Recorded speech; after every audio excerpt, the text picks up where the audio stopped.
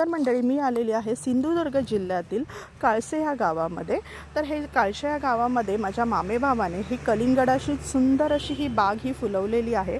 तर तुम्हाला मी दाखवतेच बघा, छान छान अशी ही ते कलिंगड उत्तम प्रतीची, चवीला तर उत्कृष्ट आहेतच आणि त्याची साईजही मी तुम्हाला दाखवते। तर ही जी हिरवीगार कलिंगडं तुम्हाला दिसत आहेत ना, ही साधारण 3, 4 ते 5 किलोच्या वजनाची ही कलिंगड आहे। तर अतिशय मस्त अशी ही कलिंगड आहेत।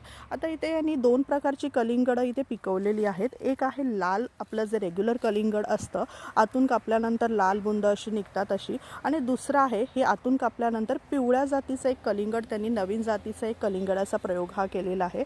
सुंदर अशी ही दोन्ही कलिंगडं चवीला लागतात। तर तुम्हाला पुढे जाऊन मी दाखवतेच। आणि तुम्हाला जर आपला व्हिडिओ आवडत असेल ना मंडळी, तर आपल्या चॅनलला सबस्क्राईब करायला विसरू नका। जास्तीत जास्त लोकांपर्यंत आपला व्हिडिओ शेअर करा, लाईक करा, कमेंट करा। बघू शकता हे साधारण 5 किलोचं कलिंगड आहे आणि दुसऱ्या जातीचं जे कलिंगड आहे हे आकाराने अगदी छोटा आहे, पण ते जे कलिंगड आहे ना ते आतून पिवळं असतं। आता हे जे कलिंगड आहे हिरवगार, हे बघा फुटलं, एक कलिंगड फुटलं होतं तर आतून लाल बुंद असं हे कलिंगड आहे।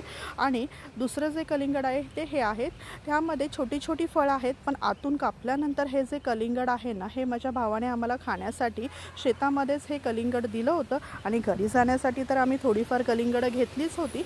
आणि हे जे कलिंगड आहे ना आतून पिवळ्या जातीचं येतं। तर तुम्हाला मी दाखवते, हे कापलेलंही कलिंगड आहे आणि हे जे आहेत ना हे डायबिटीजसाठी वगैरे अतिशय चांगली आहेत असं म्हणतात ही कलिंगडं।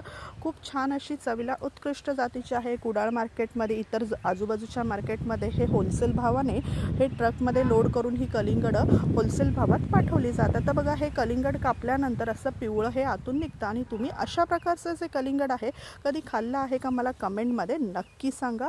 आणि व्हिडिओ आवडला असेल आपल्या चॅनलला सबस्क्राईब करायला विसरू नका। धन्यवाद।